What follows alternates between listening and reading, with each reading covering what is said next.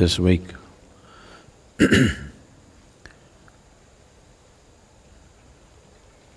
This week we have seen the end of a era in the form of Nelson Mandela's death. The significance of his life is not just political. Of course, politically, it's of great significance to that nation. But as a man, we have seen very few men like that in the last century. And as many of you who do not know the history of this nation's freedom struggle,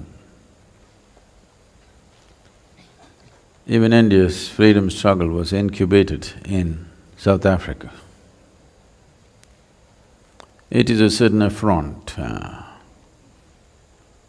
to Mahatma Gandhi's dignity which the apartheid regime delivered, which ignited India's spiritual movement in a big way. It's unfortunate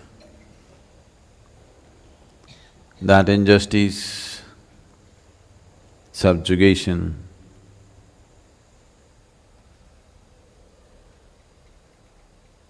and many levels of cruelty generates wonderful men.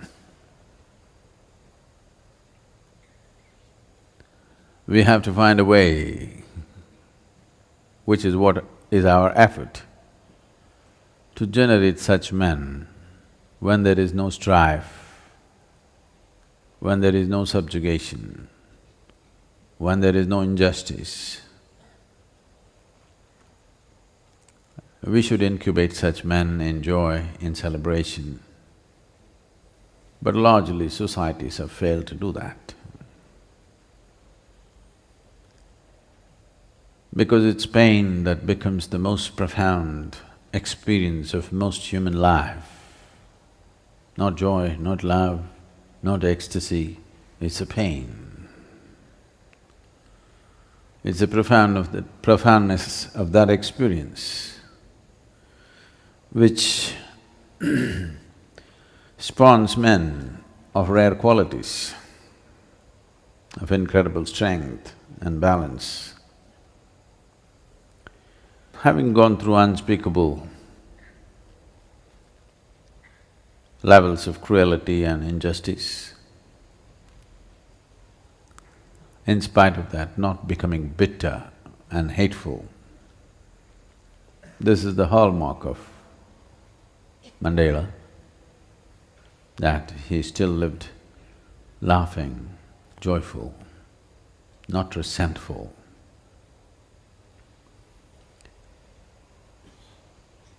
That takes a certain quality for a man to do that.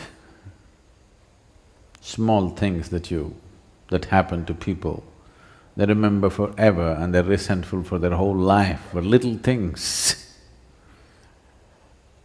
not imparted by some cruel regime. Small things that parents did to children, they remember and are resentful till the end of their life.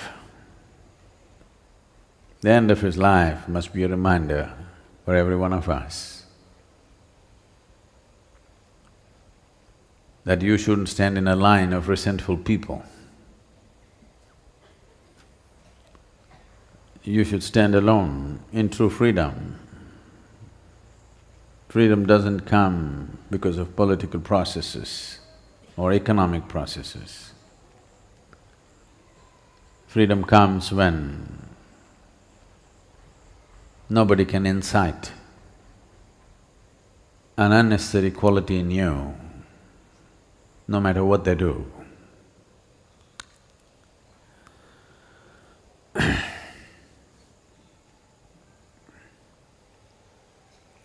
His eventful life has come to an end. It's for us to see that many more men like that are spawned on the planet. Not necessarily in the kind of situations that he was molded. A spiritual process means just that the outside situations need not drive you. Outside situations do not mold you. You don't have to be whipped by the world